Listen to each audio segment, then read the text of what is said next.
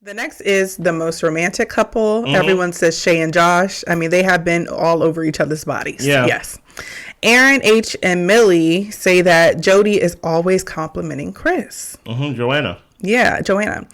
Which couple is in most need of the intimacy suite? They said Greg and Millie. Least compatible, Brandan and Sienna. Greg says Sienna seems like she's somebody who wants someone with more of a backbone to challenge her. Basically, maybe she wants somebody to put her in her place. Stop right there. Is that an insult to Brandan? Yeah, I think it is. How so?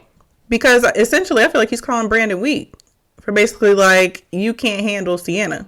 But I'm the type of person to be like, I don't think anybody should have to handle anybody. We should all be able to handle ourselves and come to people with respect. But maybe that's just me. You see, my problem with Sienna is that she's 43. Yeah. Basically, she's at the midpoint of her life.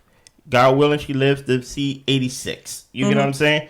So my thing is, okay, if you're like this at 43, you feeling kind of like youthful with your like rebuttals and things like that. I would think about 43, life has beat you down just a little bit. Maybe you're tired of arguing. Just a little bit. I'm not saying you're old, but I'm just saying just a little bit that at 43 that you kind of have a new appreciation for life because you're almost at that midpoint of life to where you kind of feel your mortality. You wake up, your bones ache a little bit. But it just seems like she's getting stronger. You know what I'm saying? Like it just, I do see it as an insult in some way because...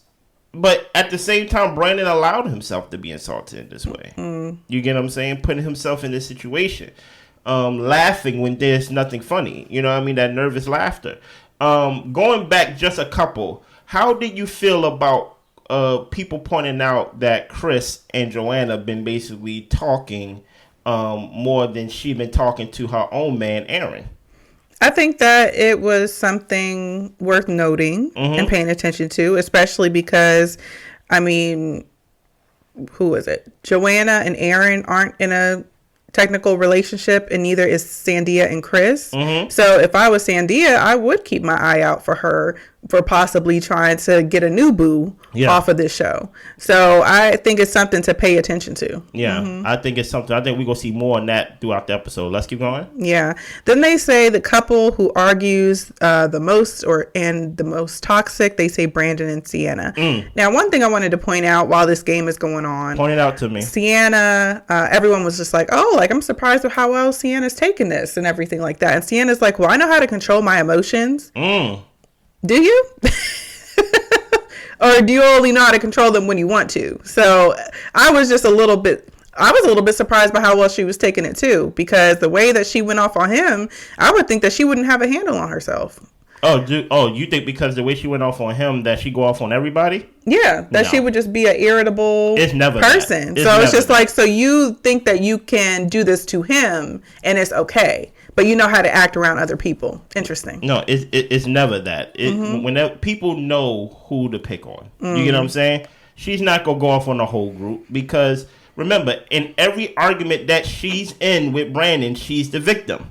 And she's trying to get allies. Right. So people on her side. So if he got 2 baby mamas and all this other stuff. So if she was to go, she can't go against the group because that would not make her a victim. Right. You get what I'm saying? That would make her the aggressor. But she don't see herself as the aggressor. She sees herself as, you wronged me. You did this. You get what I'm saying? Let's keep going. So the host